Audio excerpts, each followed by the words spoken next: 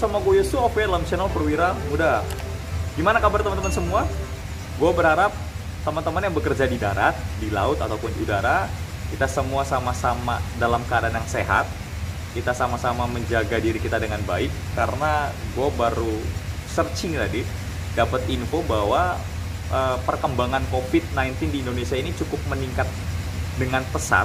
Jumlah korban jumlah yang terinfeksi COVID-19 ini meningkat. Jadi yuk mari kita sama-sama jaga diri kita masing-masing dan lindungi orang lain. Sama-sama kita mematuhi protokol kesehatan yang dianjurkan oleh pemerintah, dan sama-sama kita menjaga tubuh kita, sama-sama kita menjaga kesehatan kita agar kita dalam keadaan yang sehat, dan kita percaya bahwa kita bisa melewati pandemi COVID-19 ini. Yuk. Oke, cukup bahas pandemi lagi. Kali ini gue mau sharing mengenai tentang apa ya? Gue mau kasih judul apa ya? Jadi gue mau sharing mengenai tentang persiapan apa yang perlu dilakukan oleh seorang officer ketika kapal akan berangkat. Wah gila, judulnya keren. Semoga isinya keren. Ya, jadi di atas kapal itu kita ada namanya OHN atau One Hour Notice. Ya, di situ mau kapal tiba atau kapal berangkat itu ada namanya OHN, One Hour Notice. Jadi pemberitahuan 1 jam sebelum kapal tiba atau kapal berangkat. Sekarang gue lagi di Tianjin dan kapal akan menuju ke Qingdao, dan kebetulan kapal udah OHN atau One Hour Notice, dan gue juga akan mempersiapkan segala sesuatunya untuk keperluan kapal berangkat. Dan sekalian gue sedikit sharing mengenai apa aja sih yang perlu dilakukan oleh seorang officer ketika kapal akan berangkat, yaitu di atas anjungan ya, di bridge. Jadi dan juga ada pertanyaan, gue ada pertanyaan, siapa sih sebenarnya yang harus mempersiapkan segala sesuatunya di bridge ketika kapal berangkat? Ini sering diperdebatkan atau sering dipertanyakan. Nah, ada ya jawabannya third officer, ada jawabannya second officer, ada yang bergantian gitu.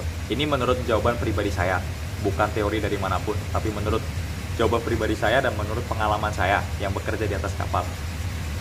Siapapun yang ada di atas kapal, entah itu third officer, entah itu second officer, dalam mempersiapkan keberangkatan di atas kapal, buat saya, ini pribadi saya, koreksi saya kalau saya salah, itu tidak jadi masalah, karena ketika kita bekerja di atas kapal, ketika kita sebagai seorang officer, kita harus siap dalam menjalankan setiap pekerjaan yang ada di atas kapal.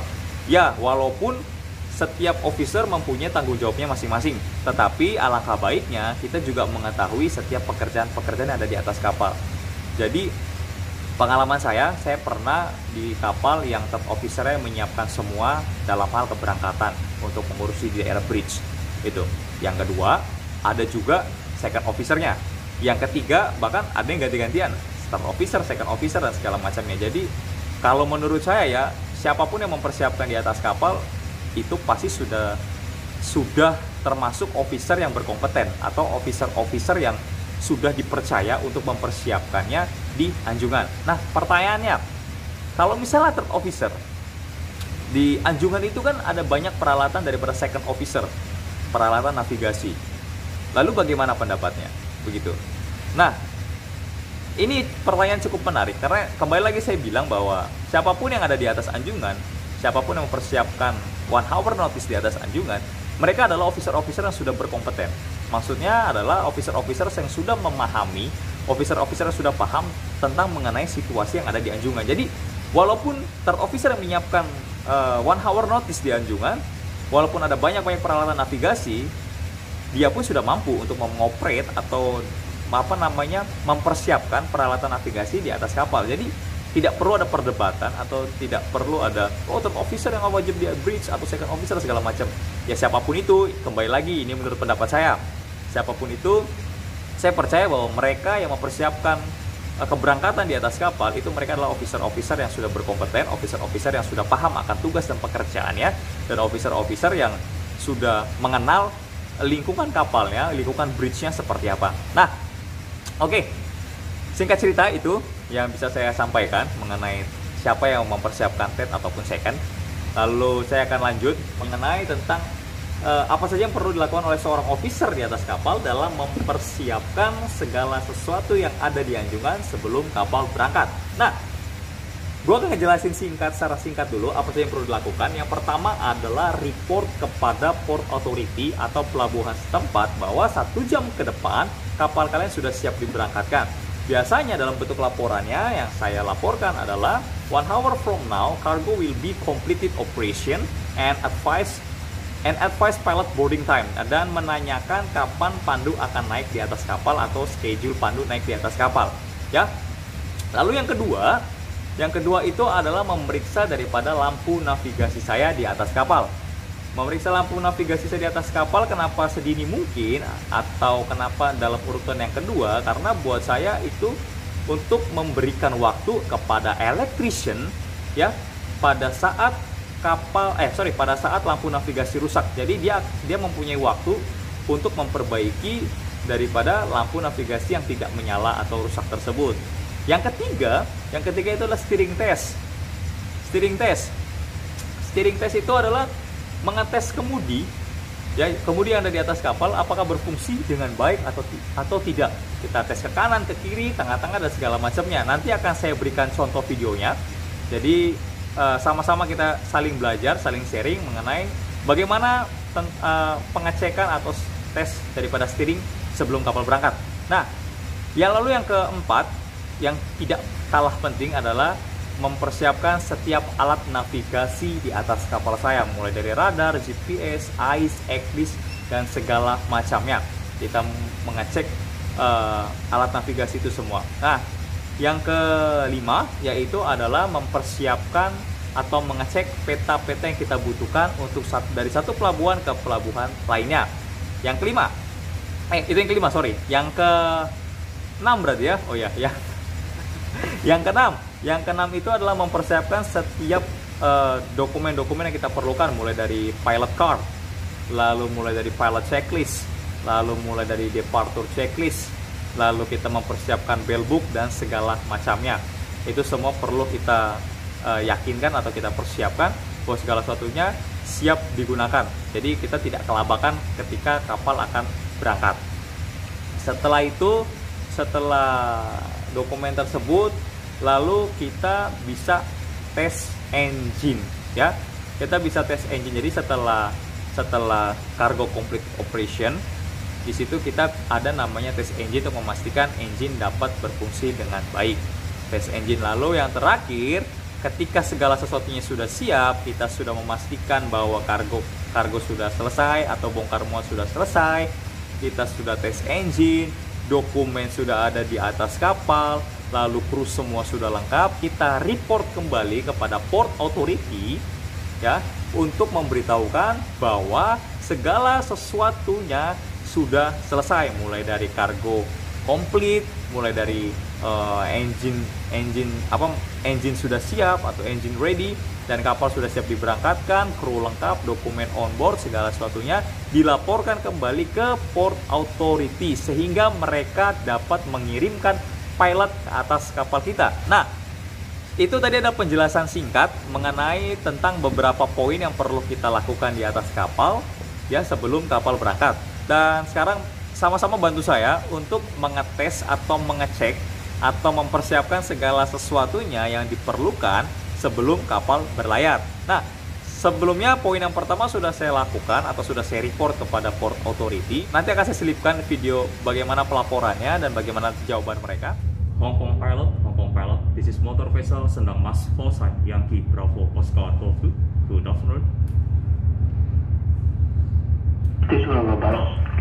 Yes, good afternoon, sir. This is motor vessel Sendang Mas call sign Yankee Bravo Oscar Golf 2.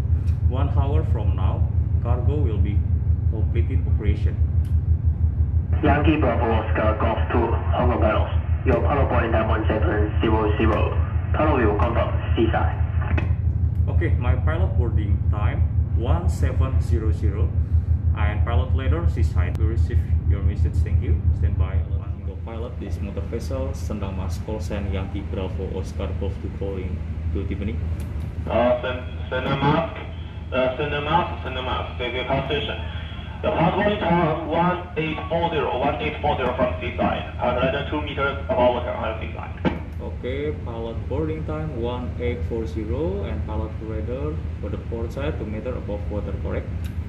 Yeah, correct. Oke, thank you. Completed. Standby 73. Nah, kita akan mengecek steering. Mengecek lampu navigasi di atas kapal saya. Bagaimana cara pengecekannya? Yuk, pertama sebelumnya saya lepas dulu. Kita menuju ke lampu navigasi. Ada di navigation panel. Ini sudah on. Lalu kita tinggal menyalakan lampu-lampu navigasi. Cara mengeceknya adalah saya akan memberikan contoh. Ini semua mati, ya. Kita bisa melihat daripada indikator lamp ya.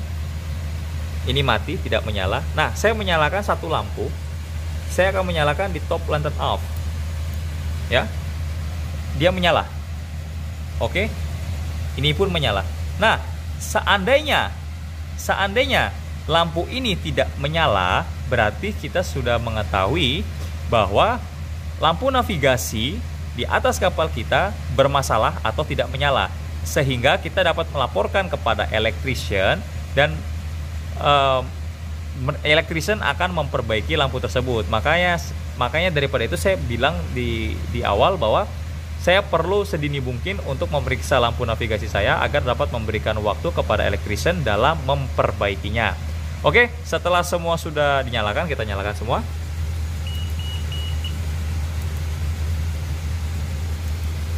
Oke, segala sesuatunya sudah kita nyalakan. Sekarang kita menuju ke steering test.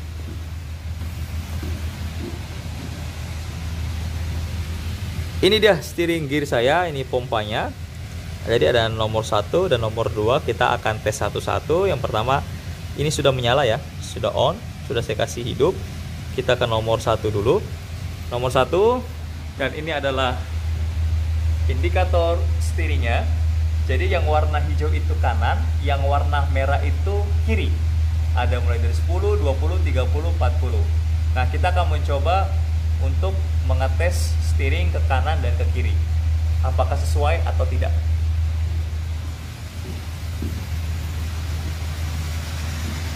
Ini steering atau kemudi di atas kapal saya menunjukkan 0 ya, atau tengah-tengah, midship. Lalu saya akan mencoba untuk membawa dia ke kiri 10. Oke, ini ke kiri 10. Di sini menunjukkan 10. Lalu kita akan mengecek indikator yang ada di sana. Kita akan menuju kepada indikator.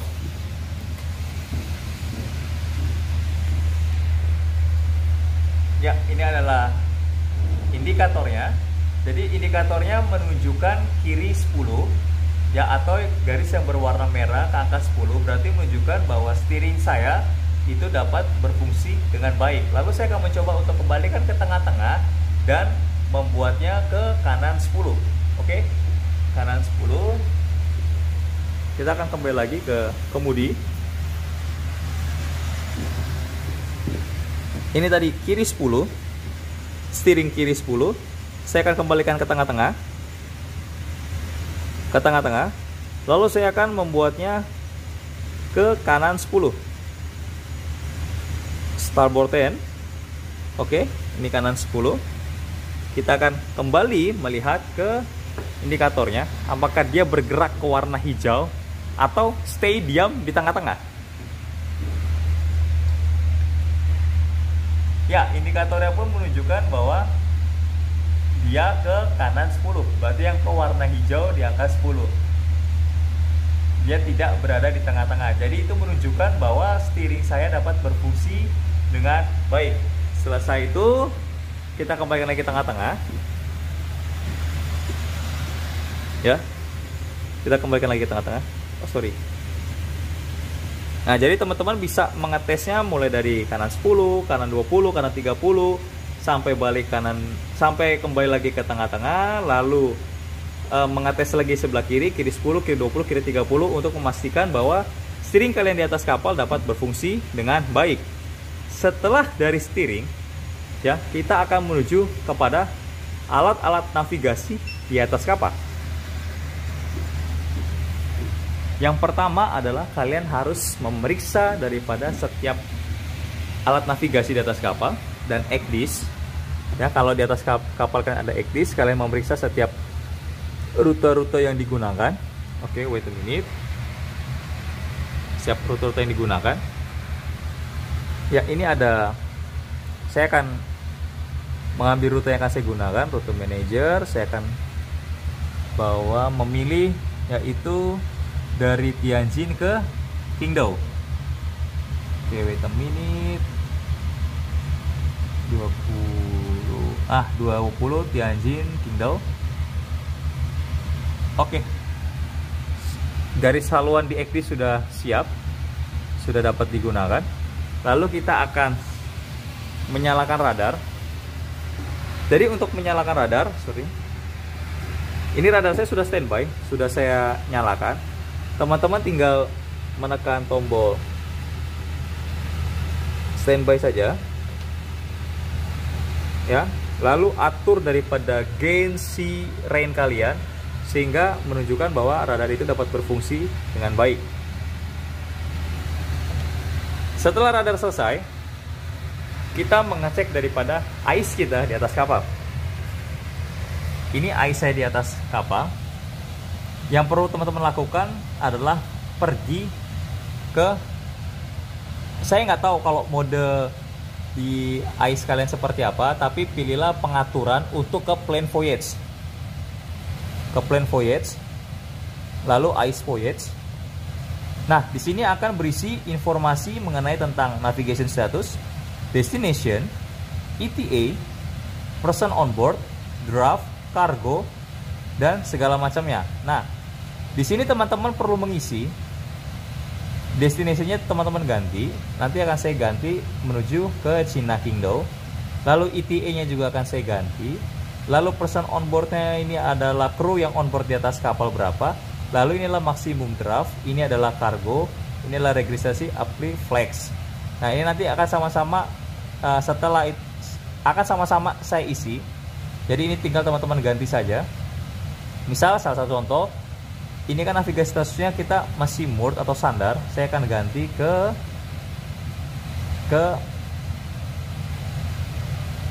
nggak terlalu kelihatan ya.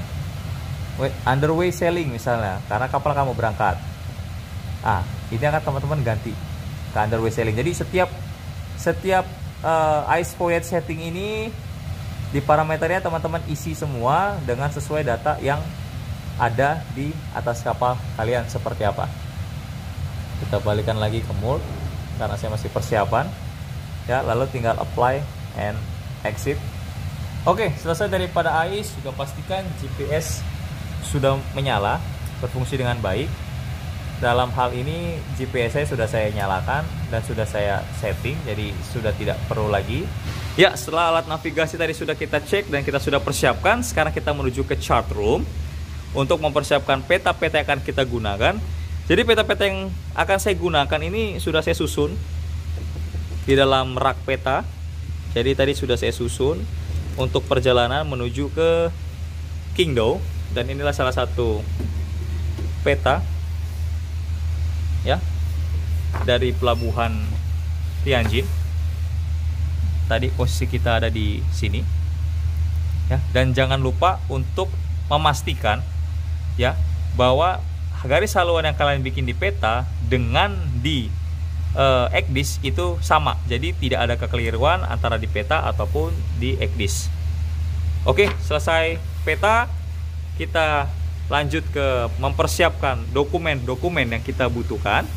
Biasanya agent akan memberikan kita boarding agent before departure yang berisi seperti ini: commence discharging time, completed discharging time, commence loading time, completed loading time, departure condition, bahan bakar, fresh water, draft, max, final draft, lalu akan ETA and export. Ini kita isi dan kita berikan kepada agent. Jadi nanti agent sebelum kapal berangkat, dia akan datang juga kepada kita untuk kita berikan ini, kertas ini, atau enggak kalau dia nggak sempat datang, kita scan dan kita kirim email. Lalu selesai ini kita juga menyiapkan namanya pilot checklist.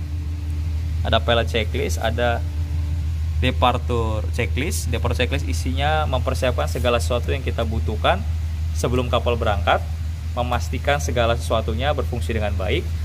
lalu pilot checklist, lalu ada namanya pilot card. Nanti kita juga akan bikin pilot card, dan setelah itu kita akan melakukan tes engine untuk tahapan bahwa kapal sudah siap diberangkatkan.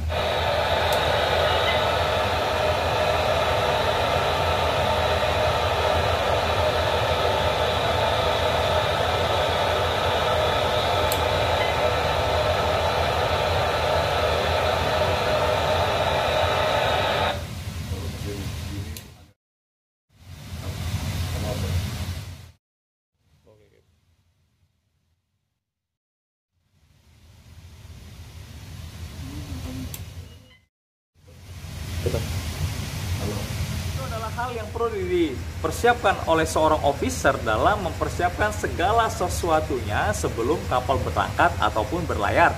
Dan saya mau kasih tambahan satu sedikit aja, bahwa kalian perlu mempersiapkan pilot card sebelum kapal akan berangkat atau sebelum pandu naik di atas kapal kalian. Karena ketika pandu naik di atas kapal kalian, yang pertama kali mereka pertanyakan adalah pilot card. Jadi pilot card itu berisi tentang biodata kapal. Di situ pandu bisa mengetahui biodata kapal seperti apa, karakteristik kapal seperti apa.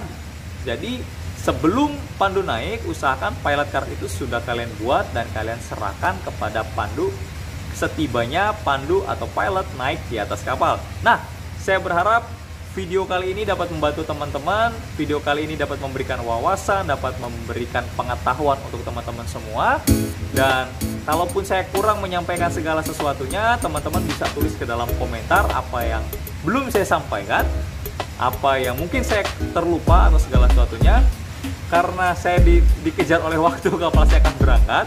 Dan semoga video ini dapat memberikan manfaat buat teman-teman semua. Dan don't forget to like, share, comment, and subscribe my YouTube channel.